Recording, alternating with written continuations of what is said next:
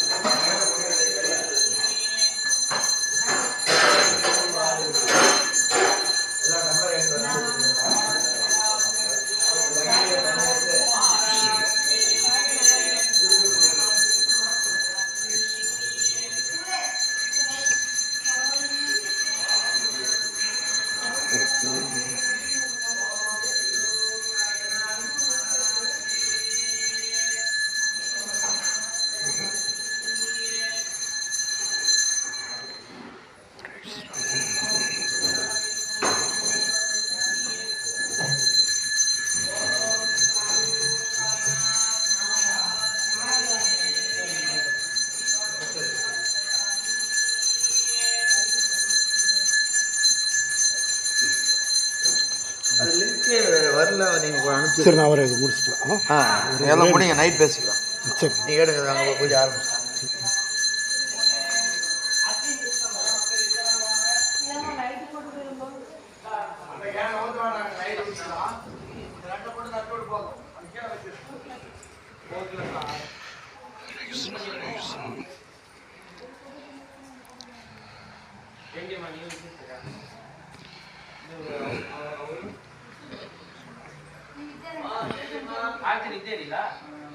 Half an hour ಏನಿಕ ಹಾ ನಾಡ ಮಾಡೋದಿಲ್ಲ ಆಲೂ ಪರೋಟ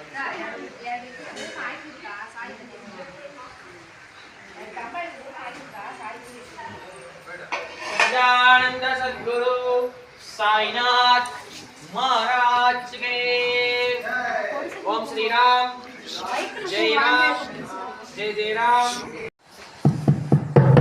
சாய்ராம். துவாரகா மாயை என்பது சொர்க்கத்தின் வாசல். அல்லது தாயின் மடி. யார் ஒருவர் துவாரகாமாயின் படிக்கட்டை தன் கால்களை பதிக்கின்றாரோ துன்பம் இதோட முடிந்தது அப்படின்னு பாபா சொல்லுவார். நானே சரணகதி என்று என்னை நம்பி வந்த என் பக்தன் வீட்டில் இது இல்லை அது இல்லைங்கிற பேச்சுக்க இடம் இல்லை அப்படின்னு சொல்லுவார். என்னுடைய பக்தனுக்கு 2 விதையை கொடுத்துக்கிட்டாரு. ஒரு விதை நம்பிக்கை அப்படிங்கிற விதையை கொடுத்துரு, இன்னொரு விதை பொறுமை அப்படிங்கிற விதையை கொடுத்துரு அப்படின்னு சொல்லுவார் பாபா.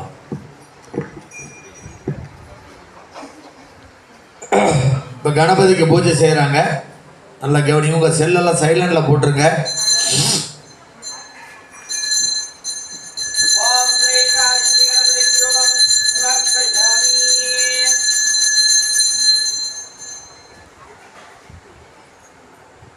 இப்போ தீபாராதனை காட்டுறாங்க, கவனிங்க.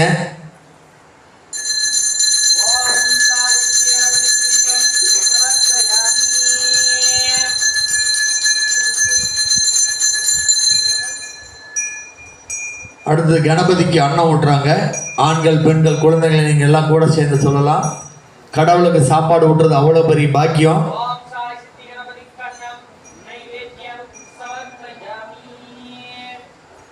பாபா சொல்லுவார் துவாரகாமாயில் உட்காந்துக்கிட்டு, என் பக்தன் மரணத்தின் வாயிலிருந்து ஆனால் கூட மறுகணம் அவனை நான் காப்பாற்றிடுவேன், ஆனால் என்கிட்ட நம்பிக்கையோடு இருக்க சொல்லு, பொறுமையோடு இருக்க சொல்லு அப்படின்னு சொல்லுவார். நல்லா ஜெய் சொல்லுங்க. ஜெய்னா வெற்றி அப்படின்னு அர்த்தம். பூஜையை மட்டும்தான் நீங்கள் கவனிக்கணும், உங்களோட எண்ணங்கள் வேற எங்கேயும் போகக்கூடாது.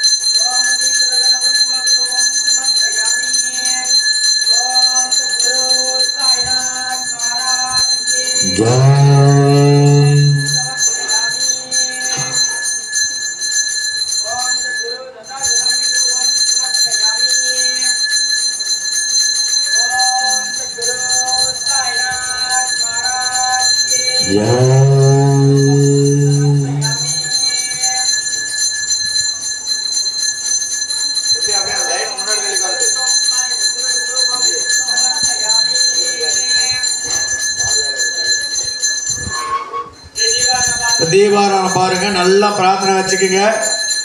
இப்ப தீபம் காட்டுறாங்க.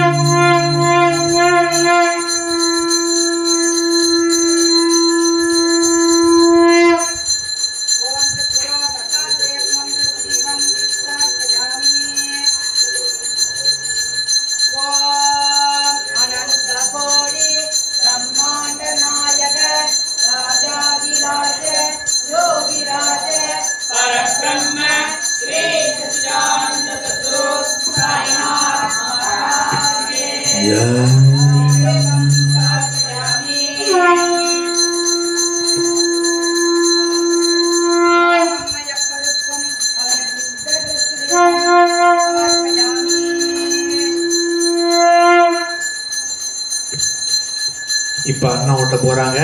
ஆண்கள் பெண்கள் குழந்தைகள் எல்லாம் நீங்க கூட சேர்ந்து சொல்லலாம். ஓம் சத்குரு சாய்நாத் மகாராஜ் கே அன்னம் நைவேத்யம் சமர்ப்பயாமி. ஓம் பிராணாய ஸ்வாஹ, ஓம் வாணாய ஸ்வாஹ, ஓம் விதானாய ஸ்வாஹ, ஓம் ஸ்வானாய ஸ்வாஹ, ஓம் பிரமணே ஸ்வாஹ. அமுதன நைவேத்யம் தாம்பூல நிவேத்யம் தர்ஷயாமி.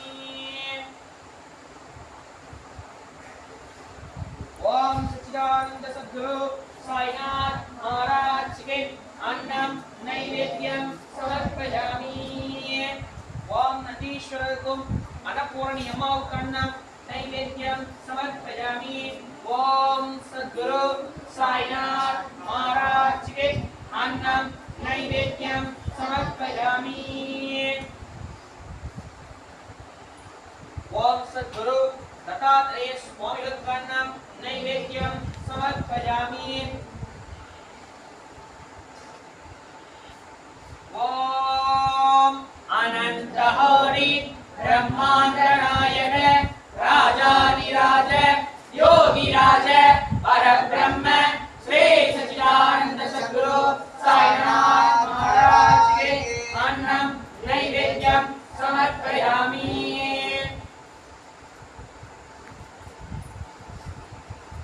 ओम अम्मयप्परुक्कुम तननित्य सिद्धர்களுக்கன்னம் नैवेद्यम समर्पयामि।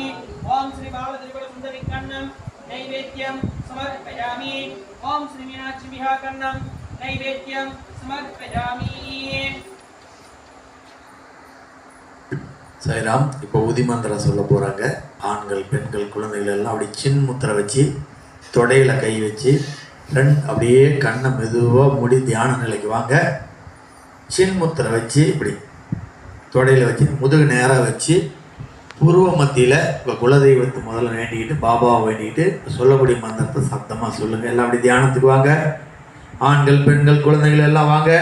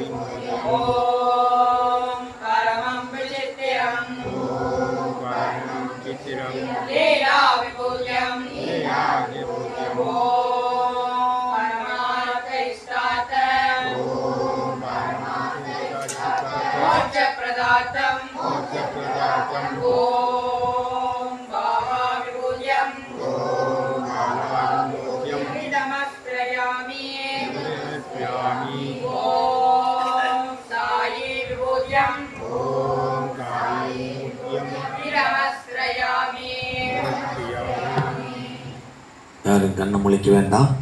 இந்த மாலை வேளையிலே இந்த துவாரகா மாலையில் இங்கே இருக்கக்கூடிய நம்மளுக்கு எல்லாத்துக்கும் உண்ணமுனவும் முடித்திக்கிறபடியும் இருக்கத்துக்கு இடம் உடல் ஆரோக்கியம் நீண்ட ஆயுள் நிறை செல்வம் சொல்வாக்கு செல்வாக்கு பெருன்னு சொல்லி யார் யாருக்கு என்ன பிரார்த்தனையோ அப்படியே அவங்களோட பிரார்த்தனை தியானத்தில் வச்சுக்கோங்க.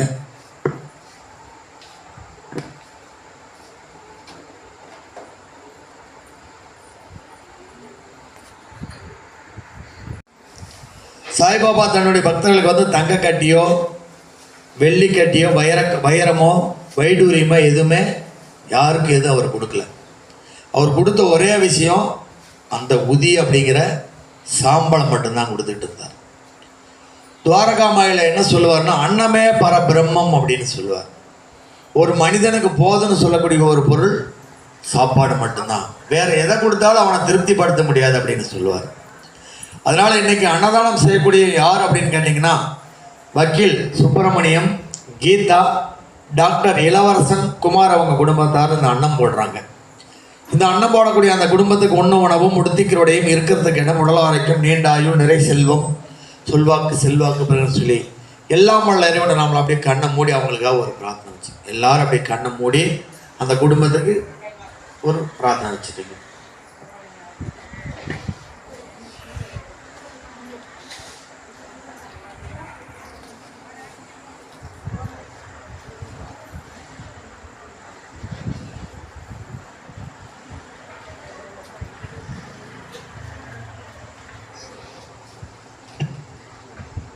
சாயரம்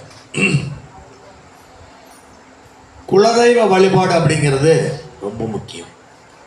குலதெய்வத்தினுடைய அருள் இல்லைன்னா குருவோட அருள் கிடைக்காது.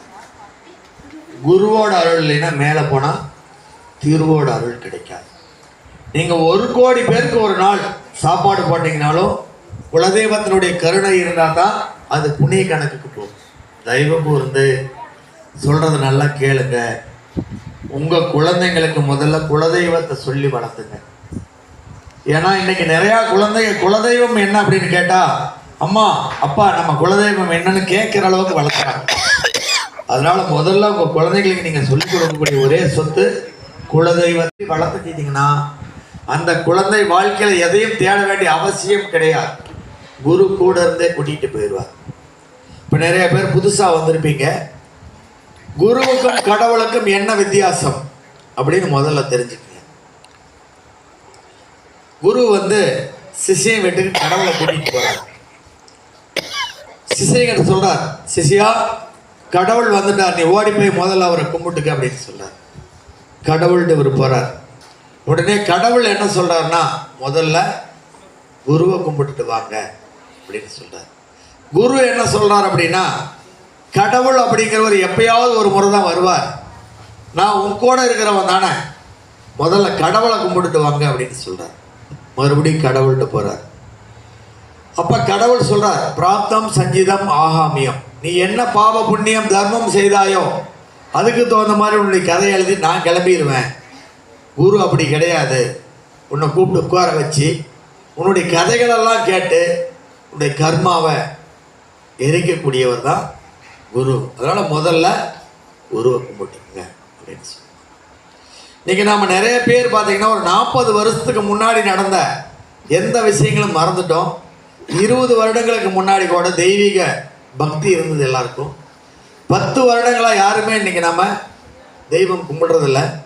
கொரோனா வந்ததுக்கப்புறம் கடவுளே மறந்துட்டோம். ஏன்னா நம்ம அந்த கொரோனா காலங்களில் நிறைய சிக்கன் மட்டன் இந்த மாதிரி விஷயத்துக்கு அடிமையாயிட்டோம். யாரும் கடவுள்கிட்ட போகிறதே மறந்துட்டோம். கோச்சிக்க வேண்டாம், யாருமே யாரையும் காயப்படுத்துகிறான்னு நீங்கள் நினச்சிக்க வேண்டாம்.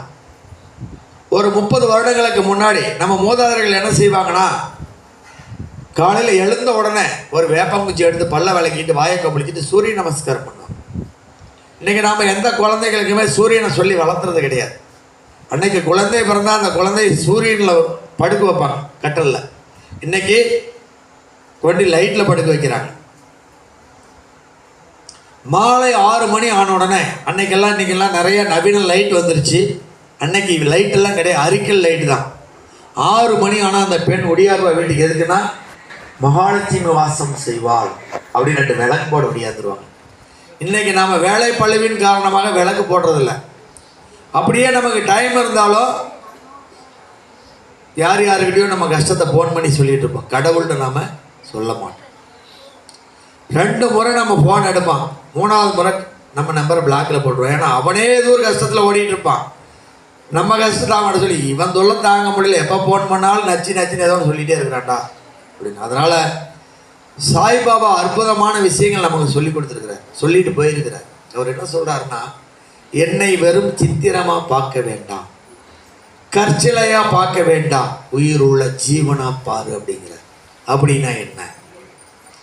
அவர் வழிபாட்டை ரொம்ப எளிமையாக கும்பிட சொல்கிறார். விரதம் அப்படிங்கிற பேரால் எந்த இடத்துலையும் உன்னை வருத்திக்க வேண்டாம். நீ சாப்பிடாமல் இருந்தீங்கன்னா வயிறுலாம் கடுகடுத்துரும், காது அடைச்சிரும், கண்ணெல்லாம் உள்ளே போயிடும். உனக்கு எப்படா 12 மணி வரும், ஆராத்தி முடிச்சோன்னே சாப்பிடலாம் அந்த எண்ணம் வந்துடும். உனக்கு ப்ரேயர் பண்ணக்கூடிய எண்ணங்களே வராது அப்படிங்கிறார். அதனால் அவர் என்ன சொல்கிறாருன்னா, இந்த ஜனங்க சொல்லுவாங்க சாய்பாபா பால்பேடா சாப்பிடுவார், பிரியாணி சாப்பிடுவார், லட்டு சாப்பிடுவார், பூந்தி சாப்பிடுவார்னு. அதுக்கும் எனக்கும் எந்த வித சம்பந்தம் கிடையாது. அவனுடைய நாம்பிகத்தை வெளிப்படுத்துறதுக்காக சொல்கிறான் அப்படிங்கிறார். அப்போ எப்படி தான் நாங்கள் சாமி கும்பிடுறது? அவர் சொல்கிறார், ரொம்ப எளிமையாக சொல்கிறார். என்னுடைய ஃபோட்டோ ஒன்று வைக்க சொல்லு, அதுக்கு 2 விளக்கு வைக்க சொல்லு, 1 டம்ளரில் தண்ணி வைக்க சொல்லு, அவங்க வீட்டில் என்ன இருக்குதோ அதை கொஞ்சோண்டு வச்சுட்டு பாபா இதை சாப்பிடுங்கன்னா நான் உடனே ஒடியாந்துருவேங்கிறார். நீ கூப்பிடு நான் வந்துடுவேன், ஆனால் யாரும் என்னை கூப்பிட மாட்டேங்கிறாங்க அப்படின்னு சொல்கிறார். அவர் சொல்கிறாரு பாருங்க, நான் சாப்பிட்டுட்டு இங்கே சும்மா உட்கார்ந்துட்டு இருக்கிறான்னு இந்த ஜனங்களாம் நினச்சிக்கிறாங்க. அவன் அன்றாடம் எங்கிட்ட கொடுக்கக்கூடிய கணக்கை இறைவனாக எஜமான்ட்டு அவளுக்காக நான் சமர்ப்பணம் பண்ணுங்க காத்துக்கிட்டு இருக்க துவாரகாமாயில் அப்படிங்கிறார். அமைதியாக உட்காந்து, பாபா இன்னைக்கு நான் செய்யக்கூடிய செயல்களில் எவ்வளோ இடையூறுகள் வரலாம், இன்னல்கள் வரலாம், துன்பங்கள் கூட வரலாம். நான் போகக்கூடிய பாதைகளில் கஷ்ட நஷ்ட கண்டம் தண்டங்கள்லாம் கூட வரலாம். நீங்கள் தாயாவும் தந்தையாவும் குருவாகவும் இருந்து மலரை போன்ற ஒரு மென்மையான பாதை அமைச்சு கொடுங்கன்னு சொல்லிட்டு போய் பாரு, உன்னுடைய ஒவ்வொரு வேலைகளும் நான் செஞ்சு கொடுத்துருவோம் அப்படிங்கிறார். நாம் யாருமே கடவுள்கிட்ட ப்ரேயர் பண்ணுறது கிடையாது. மறுபடியும் மாலை ஒரு முறை வந்து, ஐயா அற்புதங்கள் நிறைய செஞ்சிட்டீங்க, அதுக்கு நன்றி சொல்ல கடமைப்படுறேன்னு நன்றி சொல்கிறார் அவர். நீங்கள் இதெல்லாம் கடைப்பிடிச்சு பாருங்க.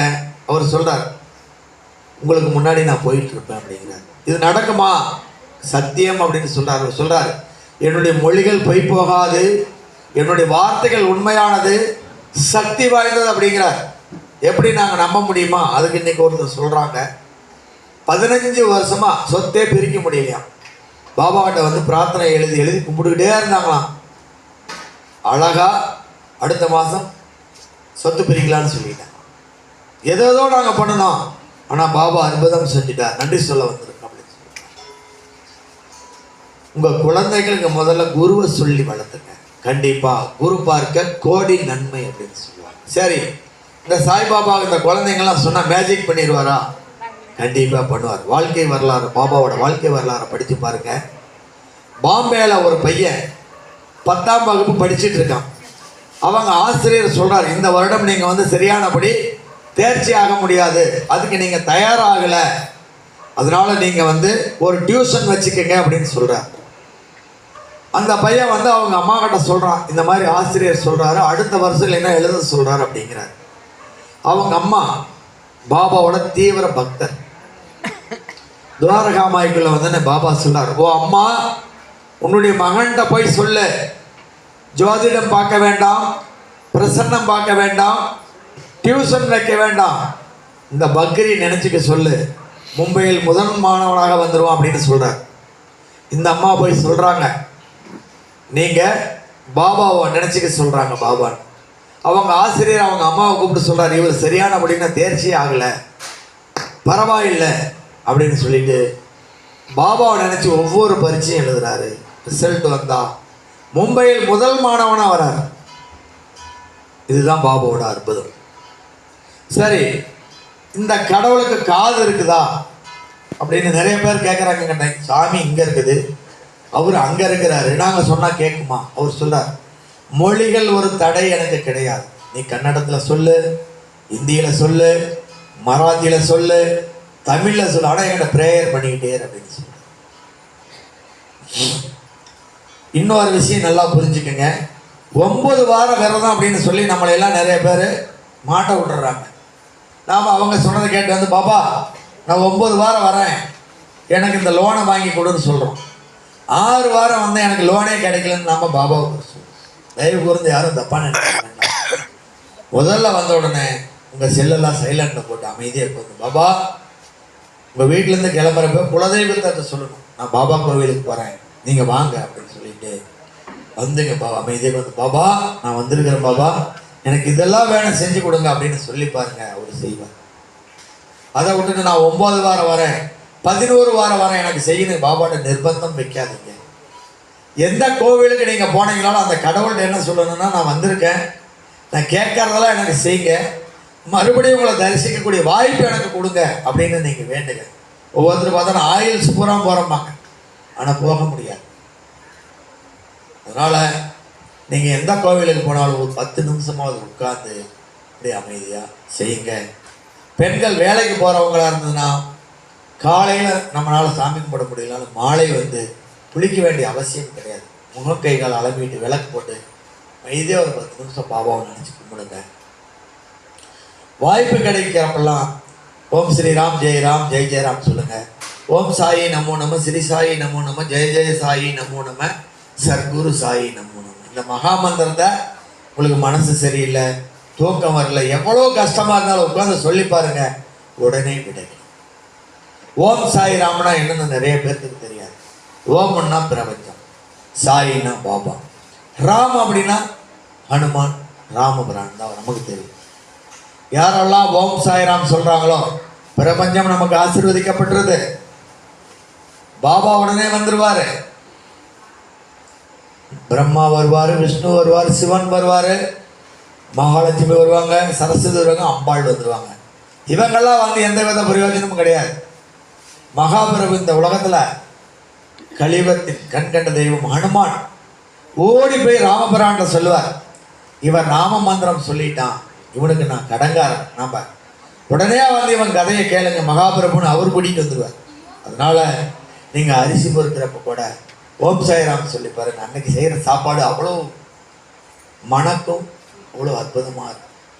அன்னைக்கெல்லாம் நம்ம பெரியவங்க என்ன சொல்லுவாங்க, ஏதாவது ஒரு பாட்டு பாடிக்கிட்டு அரிசி பொறுக்குவாங்க. அரிய சிவாய நம்ம சொல்லுவாங்க. அரியும் சிவனும் சேர்ந்தது தான் அரிசி. யாருக்காவது நீங்கள் தெரியுமா? தெரியாது. அதனால ஒவ்வொரு வியாழக்கிழமையும் இந்த உலகத்தில் நீங்கள் எந்த மூலையில் இருந்தாலும் ஒரு 2 மணி நேரம் உங்களுக்காக டைம் ஸ்பெண்ட் பண்ணி உங்கள் குழந்தைங்களெல்லாம் கூட்டிகிட்டு வந்து முதல்ல குரு வழிபாட்டை கற்றுக் கொடுங்க. அதே மாதிரி உங்கள் வீட்டில் டெய்லி விளக்கு ஏற்றுங்க. ஒரு விளக்கு ரொம்ப பிரியப்படுவார். துவாரகா மாயில் தினம் 60-70 விளக்கு எறி விடுவார். விளக்கு எதுக்காக எறி விடணும்னு யாருக்காவது தெரியுமா? தெரியாதுங்க. ஜோதி எரிஞ்சாதான் நம்ம உள்ள எரியுது என்னன்னா நெருப்பு. இந்த ஜோதியை அங்கே ஏற்றணும். ஜோதி ஏற்றி அந்த விளக்கை பார்த்து உங்களோட எண்ணங்களை ப்ரேயர் பண்ணிக்கிட்டே இருங்க. கண்ணை முழிச்சுட்டு தயவு செஞ்சு யாருமே ப்ரேயர் பண்ண வேண்டாம். அப்படியே கண்ணை மூடி பூர்வ மத்தியில் பாபாவை நினைச்சு ப்ரேயர் பண்ணுங்க. அப்போ தான் நம்ம உடல் 6 சக்கராஸ் இருக்கு. மூலாதாரம், சுவாதிஷ்டானம், மணிப்புரகம், மனாகம், சித்தி, ஆக்னியம் அப்படின்னு சொல்லி 6 சக்கராஸ் இருக்கு. நீங்கள் அப்படியே உட்காந்து பண்ணுறப்ப ஆட்டோமேட்டிக்காக உங்களோட சக்கராஸ் ஓப்பன் ஆகிடும். உங்களோட எண்ணங்கள் பிரபஞ்சத்தோடனா கலந்து. அதே மாதிரி நீங்கள் உங்கள் குலதெய்வ கோவில் வழிபாட்டை மறந்துட வேண்டாம். பக்கமாக இருந்தால் மாதம் ஒரு முறை போங்க. தூரமாக இருந்தாலும் பரவாயில்ல 3 மாதத்துக்கு ஒரு முறை போங்க. 6 மாதத்துக்கு ஒரு முறையாவது போங்க. இல்லைன்னா வருடம் ஒரு முறையாவது. நம்ம கல்யாணம் செஞ்சால் படி கொண்டி கொடுப்போம். அந்த மாதிரி படி கொடுங்க வருடம் ஒரு முறை. ஒன்றும் பெருசாக நீங்கள் கெடாயெல்லாம் வெட்ட வேண்டாம், கோழி அறுக்க வேண்டாம், வேல் கம்பாலையெல்லாம் குத்திக்க வேண்டாம், உருள வேண்டாம். உங்கள் குலதெய்வம் அதையெல்லாம் செய்ய சொல்லலை. நாமளா ஒரு நிர்பந்தத்தை உருவாக்கிட்டு நாமளா ஒரு சாங்கியத்தை ரெடி பண்ணிக்கிட்டு. குலதெய்வ வழிபாடு என்னன்னு கேட்டிங்கன்னா, அன்னைக்கு அந்த காலத்தில் வாழைப்பழம் ஒரு சீப்பு எடுத்துக்குவாங்க, 2 தேங்காய் எடுத்துக்குவாங்க, அன்னைக்கெல்லாம் வெள்ளம் கொண்டுட்டு போவாங்க, சக்கரை பொங்கல் வச்சுக்குவாங்க, வெத்தலை பாக்கு 11 ரூபா காசு கொட்டி குலதெய்வத்தை கோயிலில் பொங்கலை வச்சு 10 பேருக்கு கொடுப்பாங்க. இன்னைக்கு குலதெய்வம் எங்கே இருக்குன்னு கேட்டால் நிறைய பேர் தெரியலைங்கிறாங்க, சொல்லலைங்கிறாங்க. அதனால் குலதெய்வம் அப்படிங்கிறது தான் நம்மளோட மூதாதையர்கள். ராகு கேதுன்னா யாருக்காவது தெரியுமா? யாருக்குமே தெரியாது. ராகுன்னா உங்கள் பாட்டி, கேதுன்னா உங்கள் தாத்தா. நம்ம வீட்டில் இருக்கிற பெரியவங்களுக்கு முதல்ல அந்த ஜீவன் முக்தி அடைகிற வரைக்கும் ஒரு கவலம் சுவர் கொடு. எங்கள் குரு சொல்லுவார், உயிருடன் இருக்கும்போது உன் தாய் தந்தைக்கு உணவளிக்காத நீ இறந்த பின் காக்கைக்கும் உறவினருக்கும் உணவளித்து என்ன பயன்? நீ கருமாவை அதிகரித்துக் கொள்கிறாய் அப்படிம்பார். நீங்கள் நான் சொல்லுறது பொய்யா இருந்தால் காலைல 6 மணிக்கு பவானி பழைய பாலத்துக்கு போய் பாருங்கள். ப்ளம் கேக்கு, மெதுவடை, வடை, போண்டெல்லாம் வச்சுட்டு இருப்பாங்க. நான் போய் இது கேள்வி கேட்ப இதெல்லாம் எதுக்கு வைக்கிறீங்கன்னா, எங்கள் அப்பாவுக்கு பிடிக்கும் சோசியல் சொன்னார், எங்கள் தாத்தாவுக்கு பிடிக்கும் சோசியல் சொன்னார். உயிரோடு இருக்கிறப்ப அந்த ஆன்மாவை கொடுத்துருந்தீங்கன்னா ப்ளஸ் பண்ணிட்டு போயிருக்கு. அதனால் தயவு கூர்ந்து, அதாவது உங்கள் மாமியார் மாமனார் இருந்தாலும் சோறு போடுங்க, உங்கள் அப்பா அம்மா வந்தாலும் சோறு போடுங்க. ஒரு ஆகாதவன் நம்ம வீட்டுக்கு வந்தாலும் ஒரு சொம்பு தண்ணி முதல்ல கொடுத்து ஒரு டீ கொடுங்க. சாப்பிட்றோன்னு சொன்னாங்கன்னா ரவை வாங்கிட்டு வந்து கதையாவது அனுப்பிச்சி விட்ருங்க. அதுதான் இந்து தர்மத்தினுடைய தர்மம். தர்மத்தின் வாழ்வுதனை சூதுகவும் பிறகு மறுபடியும் தர்மமே வெல்லும். எப்படி தர்மம் வெல்லும்? இந்த மாதிரி செஞ்சால் தான் தர்மம் வெல்லும். ஒரே ஒரு கதையை சொல்லிட்டு ஒரே முடிக்க போகிறோம்.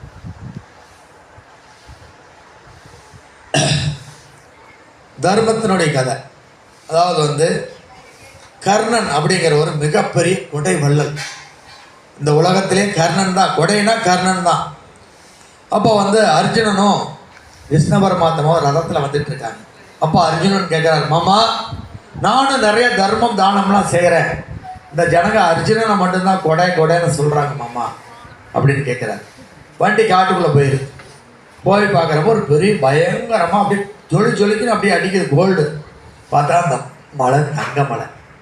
அப்போ அர்ஜுனன் கிருஷ்ணன் கிட்ட கேட்குறான், மாமா இந்த மலையை சின்ன சின்ன பீஸாக வெட்டி நானும் தர்மம் செஞ்சு கர்ணன் மாதிரி ஒரு பெரிய தர்மன் ஆகிறேன் அப்படின்னு கேட்குறாரு. அப்போ பரமாத்மா சிரிக்கிறார், சரி செய். அப்போ என்ன பண்ணுறாங்கன்னா மலையை துண்டு துண்டாக வெட்டி வச்சுறாங்க. அப்போ வந்து பரமாத்மா ஒரு நிர்பந்தம் வைக்கிறார், என்னென்னா இதை வாங்கிட்டு போகிறவங்க எல்லாமே எந்த வித தவறும் செய்யக்கூடாது, யோகியனாக இருக்கணும். இவர் கிராமத்துல எல்லாம் போய் சொல்கிறார், எல்லாத்துக்கும் உங்களுக்கு தங்கம் கொடுக்குறேன், எல்லாம் வாங்க. எல்லாம் இவர் சொன்னோன்னே எல்லாம் தெரிச்சு ஓடிடுறாங்க. அப்போ வந்து மறுபடியும் பரமாத்மாட்ட அர்ஜுனன் கேட்குறான், மாமா அவன் மட்டும் எப்படி மாமா அவ்வளோ பெரிய கொடையாயிட்டான்னா வாங்க மாட்டேங்கிறாங்க. அப்போ இவர் அப்படியே பார்க்குறார், கர்ணா அப்படின்னு ஒன்று கர்ணன் அப்படியே வர்றார். அப்போ கேட்குறார், எங்கே மாமா இங்கே இருக்கிறீங்க? அர்ஜுனன் இந்த தங்கத்தையெல்லாம் தர்மம் செய்யணும்னு விருப்பப்படுறான், ஆனால் இதுக்கு தான் நிபந்தனை. ஆனால் காலையில் 6 சாயங்காலம் 6 இதெல்லாம் நான் டிஸ்போஸ் பண்ணிடணும்னு சொல்கிறார். அப்போ அர்ஜுனன் வந்து ஒரு கிராமத்துக்குள்ளே போயிட்டு வந்துடுறார். காலையில் 6 மணிக்கு ஒரு 60 வயது மிக்க ஒரு பெரியவரும் 50 வயது மிக்க ஒரு அம்மாவும் வர்றாங்க. அப்போ அர்ஜுனன் பயங்கரமாக கிண்டல் அடிக்கிறார், கேலி அடிக்கிறார். 18 பட்டி கிராமத்திலேருந்து வந்தவங்கெல்லாம் ஓடி போயிட்டாங்க, இவங்க மட்டும் எப்படி புண்ணியம் செஞ்சுருப்பாங்க அப்படிங்கிறார்.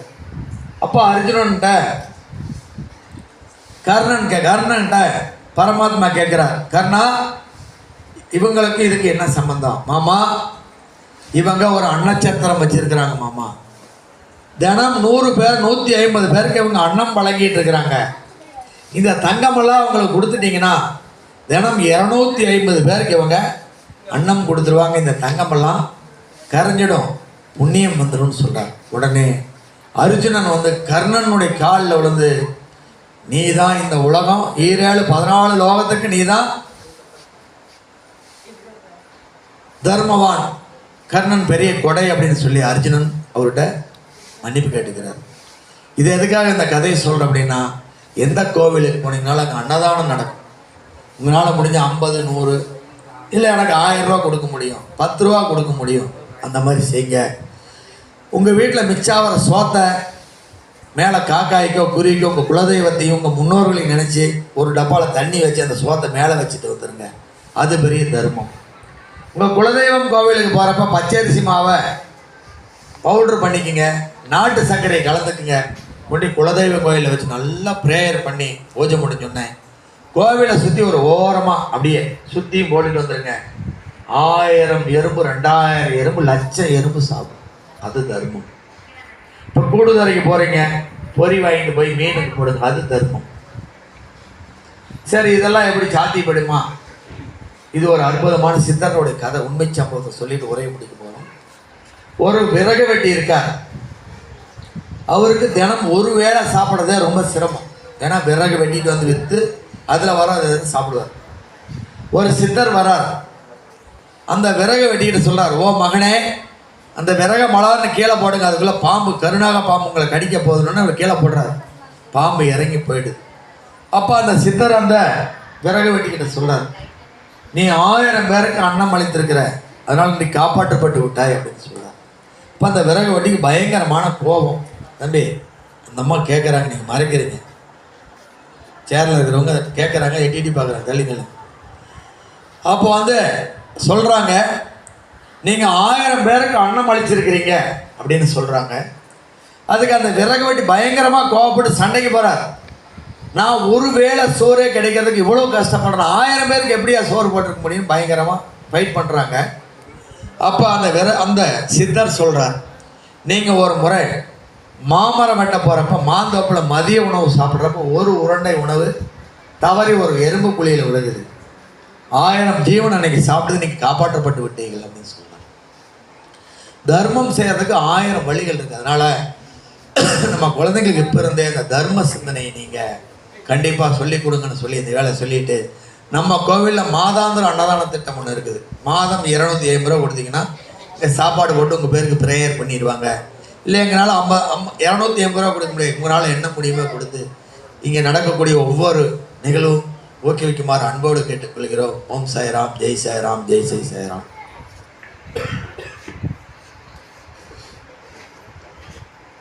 சாய்ராம்.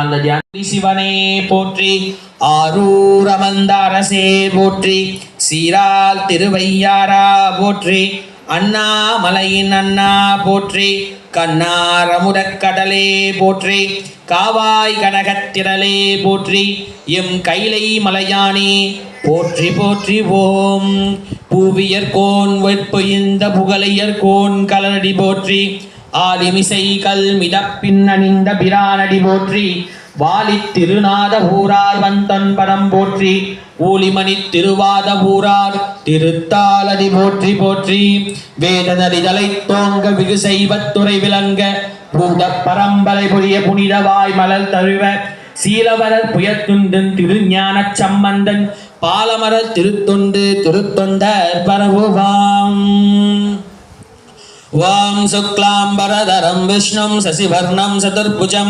प्रसन्नवदनं ध्यायेत् सर्वविघ्नोपशान्तये गुरुब्रह्मा गुरुविष्णु गुरुदेवो महेश्वरः गुरुसाक्षात् परब्रह्म जगत्तस्मै श्रीगुरवे नमः गुरवे सर्वलोकानां विदये सर्वलोकिनां गुरवे सर्वविद्यानां श्रीदक्षिणामूर्तये नमो नमः ओम सद्गुरु साईनाथ महाराज के पुष्पं समर्पयामि ओम सेत्सा ओम सरकार ओम श्री पापम्मा को पुष्पं समर्पयामि ओम श्री साई सरकार आंजनेय स्वामी को पुष्पं समर्पयामि ओम जय श्री राम को पुष्पं समर्पयामि ओम श्री साई सरकार अहंब्या को पुष्पं समर्पयामि ओम वाले परमेश्वरी को पुष्पं समर्पयामि ओम वारागी अंबिका को पुष्पं समर्पयामि ओम श्री मीनाक्षी अंबिका को पुष्पं समर्पयामि ओम आधार शक्ति पोट्री ओम आमरकै पोट्री ओम अरबरकै पोट्री ओम सिम्मरकै पोट्री ओम योगरकै पोट्री ओम तामरकै पोट्री ओम सूर्यमंडलम पोट्री ओम चंद्रमंडलम पोट्री ओम अग्निमंडलम पोट्री ओम पराशक्ति मंडलम पोट्री पोट्री ओम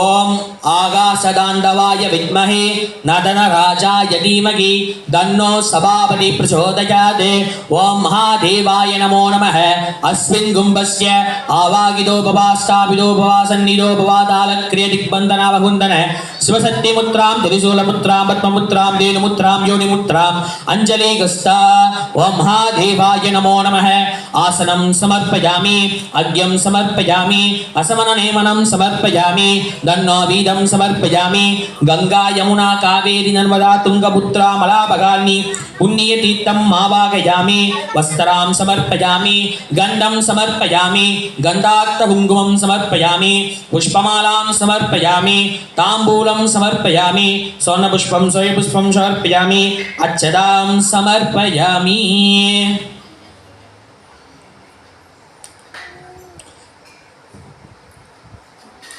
ओम सद्गुरु साईनाथ महाराज के दीपम धूपम समर्पयामि ओम सेत्सा ओम सरकार ओम श्री पापम्मा धूपम समर्पयामि ओम श्री साई सरकार आंजनेय स्वामी धूपम समर्पयामि ओम जय श्री राम धूपम समर्पयामि ओम श्री साई सरकार नाहंब्या धूपम समर्पयामि ओम बाले परमेश्वरी धूपम समर्पयामि ओम वारागी अंबिका धूपम समर्पयामि ओम श्री मीनाक्षी अंबिका धूपम समर्पयामि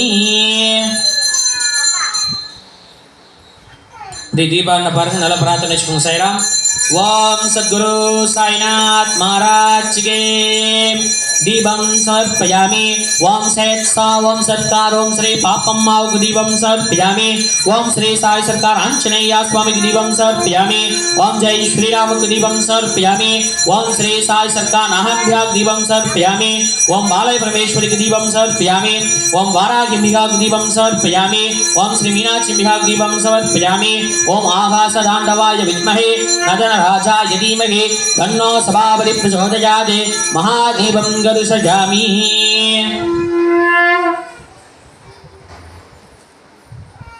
ओम भूर्भुवस्वः तत्तमिदुर्वरेण्यं तन्नो भर्गो देवस्य धीमहि धियो यो न प्रचोदयात् ओम प्राणाय स्वाहा ओम अपानाय स्वाहा ओम इदानाय स्वाहा ओम सबानाय स्वाहा ओम ब्रह्मणे स्वाहा अमूल्य अन्न नैवेद्यं कदलीफलं शुद्धन्नं दर्शयामि ओम आहासदाण्डवाय विद्महे नरराजाय धीमहि तन्नो सभापति प्रचोदयात् ओम ஆதியும் அந்தமும் இல்லா அருட்பெருஞ் ஜோதியாம் யாம் பாத கீர்த்தியும் வாத்ததங்கன் மாதேவன் வாழ்த்தறியோ வன் செவியோ நின் செவிதான் மாதேவன் வாழ்கலல்கள் வாழ்த்திய வாழ்த்துயிர்ப்போர் வீடிவாய் கேட்டலுமே விம்மி விம்மி மெய் மறந்து போதையார் அமலின் மேல் நின்றும் புறந்தெங்கும் ஏதேனும் ஆக்கால் கிடந்தேனே என்ன இதேதோ தோழி பரிசேலோரெம்பாவாய் போற்றியின் அருட்கரிய ஆதியாம் பொற்பாதம் போற்றியருட்கனிந்த அந்தமெலாம் செந்தயிர்கண் போற்றி எல்லா உயிர்க்கும் தோமமாம் பொற்பாதம் போற்றி எல்லா உயிர்க்கும் போகமாம் பூங்கலர்கள் போற்றி எல்லா உயிர்க்கும் ஈரமாம் இணையடிகள் போற்றிமானான் முகனும் காணாத பொந்தரைகள் போற்றியாம் உயர் ஆட்கொண்டு பொன்மலர்கள் போற்ற போற்றியாம் மார்களின் நீர் ஆரேலோரெம்பாவாய் போற்றியாம் மார்களியே ஆரேலோரெம்பாவாய். திருச்சிற்றம்பலம்.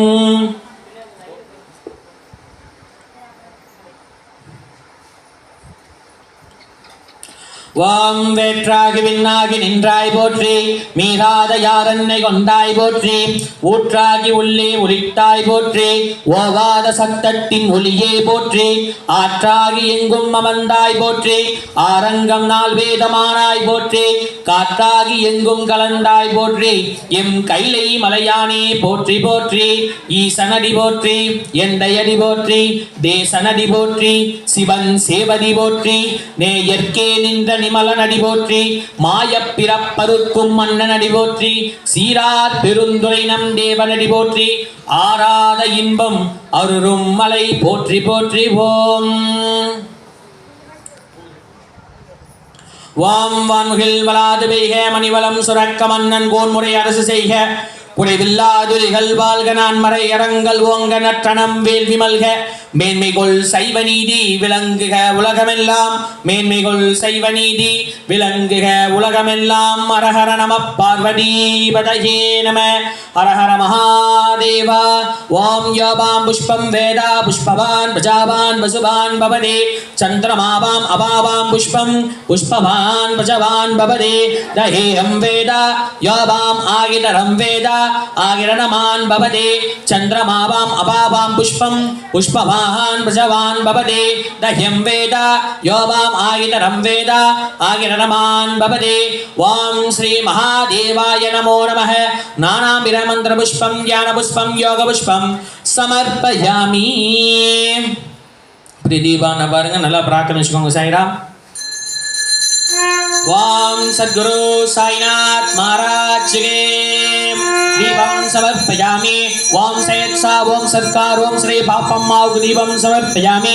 ओम श्री साई सरकार आंजनेय स्वामी दीपम समर्पयामि. ओम जय श्री राम दीपम समर्पयामि. ओम श्री साई सरकार अहम्या दीपम समर्पयामि. ओम वाले परमेश्वरी दीपम समर्पयामि. ओम वारागी अंबिका दीपम समर्पयामि. ओम श्री मीनाक्षी अंबिका दीपम समर्पयामि. ओम आकाशदानवाय विद्महे नदनराजाय धीमहि तन्नो सभापति प्रचोदयात्.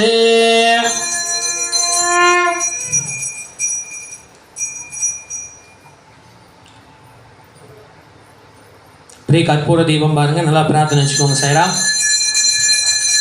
ஓம் ராஜாதிராஜாய பிரசன்னய சாயினே நமோ வயம் வை ஸ்ரமணாய துர்மகே கமே காம் காமான காமாய பிக்ஷம் காமேஸ்வருதே ஸ்ரமணோ ததாதௌ குபேராஜாய ஸ்ரமணாய மகாராஜாய நமோ நமः. ஓம் சர்வமங்கல மாங்கல்யே ஸ்வே சர்வாதசாதகே சரண்யே த்ரம்பகே கௌரி நாராயணீ நமோஸ்துதே. ஓம் நமஸ்தேஸ்து மகாமாயே ஸ்ரீதேவி விபூஜிதே पूजे शङ्खचक्रहस्ते महालक्ष्मी नमोस्तुते ॐ शीतले त्वं जगन्माता शीतले त्वं जगत्पिता शीतले त्वं जगद्धात्री शीतलायै नमोस्तुते ॐ கற்பனைகரண்டசோடீகரணையே உருவமாகி அற்புத கோலம் நீதியல் மறை சிரத்தின் மேலாம் வித்தனை யோகமாம் திருச்சிற்றம்பலத்துள் நின்று பொற்புதன் நடனம் செய்யும் எம் பூங்கலல் போற்றி போற்றி ஓம் ஓம் மகாதேவாய நமோ நமः மகாகற்பூர நீராஞ்சனம் கர்ஷயாமி सच्चिदानंद सद्गुरु साईनाथ महाराज के ओम श्री राम जय जय राम प्रिय दीपावली பாருங்க நல்லா பிரார்த்தனை வச்சுக்கோங்க சாய்ராம்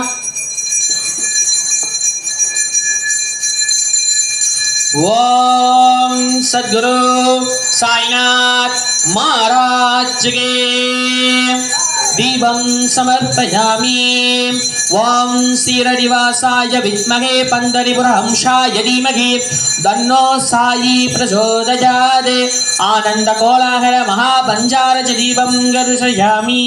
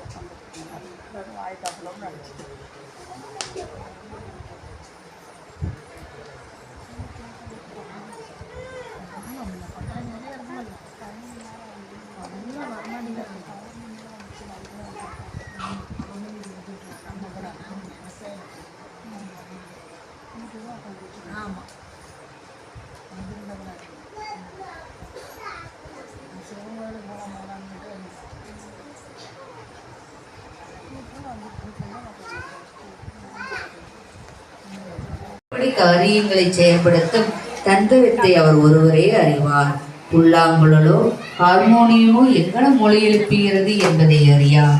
இது அவற்றை வாசிப்பவனையே சார்ந்தது. சந்திரகாந்தக்கள் கசிவதும் கடல் பொங்கி எழுவதும் சந்திரோதயம் காரணமாகவே, அவ்வவற்றின் தன்மை என்னால் அல்ல. கலங்கரை விளக்கமாக பாபாவின் கதைகள். படகுக்காரர்கள் பாறைகள் அபாயங்கள் ஆகியவற்றிலிருந்து விலகி பத்திரமாக பயணம் செய்வதற்காக கடலின் பல்வேறு இடங்களில் கலங்கரை விளக்கம் கட்டப்படுகிறது. சம்சாரம் எனும் சாகரத்தில் சாய்பாபாவின் கதைகள் அத்தகைய பயனை நல்குகின்றன. அவைகள் அமிர்தத்துக்கு சுவையூட்டுகின்றன. நமது உலகப் பாதையை மிருதுவாகவும் கடப்பதற்கு எளியதாகவும் ஆக்குகின்றன. ஞானிகளின் கதைகள் ஆசீர்வதிக்கப்பட்டன. நமது செவிகளின் வழியாக சரீராபிமானம், உலக அகங்காரம், வைத உணர்ச்சி ஆகியவை நடைபெற்றன.